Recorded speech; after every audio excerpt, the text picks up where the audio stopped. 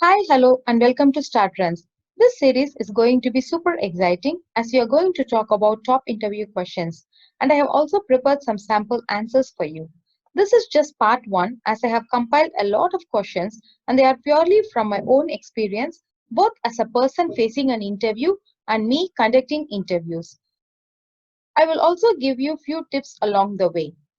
Before we start, remember to subscribe to our channel so you can get the updates on the videos I post. When we prepare for an interview, we always think about us, the job description, and about the company. Will I be able to impress the interviewer? Will I be able to answer all the questions? Will I be able to get the job? So on and so forth. Have you ever thought about the interviewer? Remember, he or she is also desperate to find the suitable person. They don't have all the day because they have to go back to their regular routine after they finish the interview. And the reasons they hire, sometimes that could be because of additional headcount that has been approved or a person leaving to another company or another role. This all means that there's a lot of work needs to be done, and that's why they have to find a very suitable person who can be able to do the job as fast as possible. So, how do we bridge these two expectations? The simple answer is we can decide to what questions need to be asked. Are you insane? How can I decide? The interviewer will already have the questions. If that's what you think, I'm going to say a big no. Not always the case. The interviewer or the hiring manager don't have the ready made questions.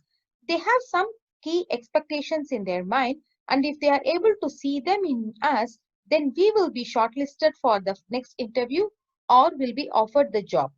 So, now let's see the top interview questions that I have compiled for you. 99% of the interview starts with this very first question: tell me about yourself.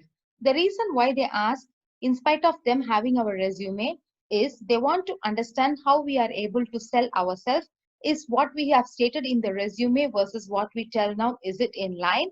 Because they want to understand our aspirations. Psychologically, actually, we tend to speak what we believe and they notice our facial expressions and much more. Above all, they want to judge whether our qualities and characters align with the skills they require to succeed in the role. I have given some sample answers. You can just go through it.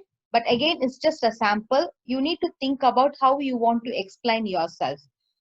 The tip is don't say things they already know through your resume, but elaborate a little of which you think is your strength. That will lead to your next question. As I said earlier, we are the ones to decide how the interview should flow. The second question is, what makes you unique? This question is often asked because they want to understand why they need to hire you. It's challenging because you will not know anything about the other applicants.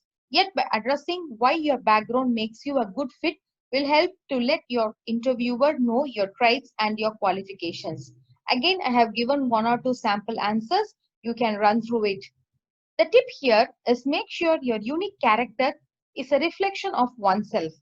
Because as we start to work in the same company, they will witness what we have said.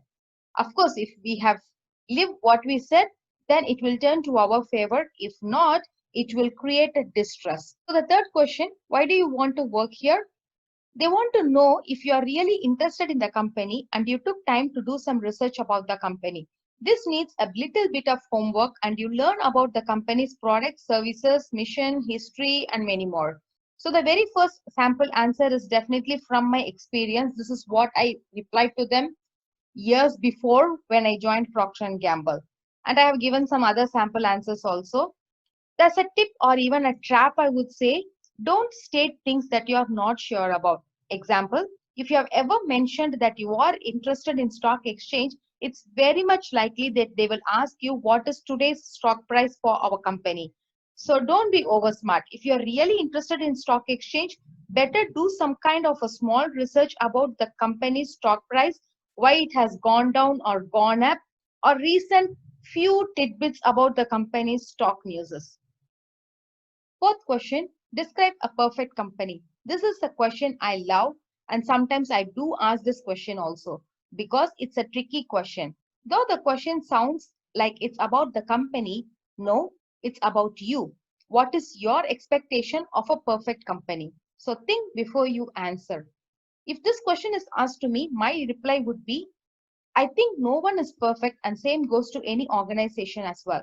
I strongly believe if we start to think we are perfect, then there is less room for improvement. I would love to work in an environment where I can grow together with the company. So the tip or the trap here, don't start to describe what is a perfect company. If that does not suit the one that you are interviewed for, then it will backfire. Again, this is just my perspective. If you guys have any other better answer, please feel free to comment. I would love to understand more. Fifth question, do you prefer to work alone or as a team? Again, it's a tricky because mostly in any company, you can't work alone. So the hidden question here is, are you a team player? Can you work under minimum supervision? Or are you a leader or a manager? So this is kind of a hidden question here. So the answer I would prefer is I enjoy both as each has its own strength. Working alone gives me more freedom and responsibility, while collaboration allows to share and reapply knowledge. And my strength is I'll be able to adapt to situations quickly. So a tip here, most of the time we won't know the size of the team or the work environment, hence a safe answer is always better. But remember, it should also reflect your character. Let's talk it shortly. Question number 6. What is your biggest weakness? I can feel it's a very awkward to discuss about weakness in a place where we should focus on our accomplishments and good vibes. However, when addressed correctly, it shows that we are self-aware and want to continuously get better. So this is actually extremely attractive to many employers. So I've given some sample answers. The sample answer 2 is something that I was mentioning a while ago when we were talking about the question number 5, where we are talking about whether do you want to work alone or as a team. I mentioned that the character, it should reflect our character, right? So this is what I was mentioning. If you are an introvert, there's no harm in it. We can always tell them, I used to be more of an introvert and found difficult to make friends at work. Now I have taken cautious steps to open up myself, and that is now helping me a lot, both professionally and personally. Again, I can sense there's a follow-up question to it. So do you think being an introvert is a weakness? You can say not always, but when we are working in a diverse environment, it's important that we take effort to understand people to make the work a better place. The tip here is remember to start your weakness and then discuss the measures you have taken to overcome them. This way, you're finishing with a positive note. With that, we come to the end of today's video. I will try and post the rest of the questions as quickly as possible. Thank you.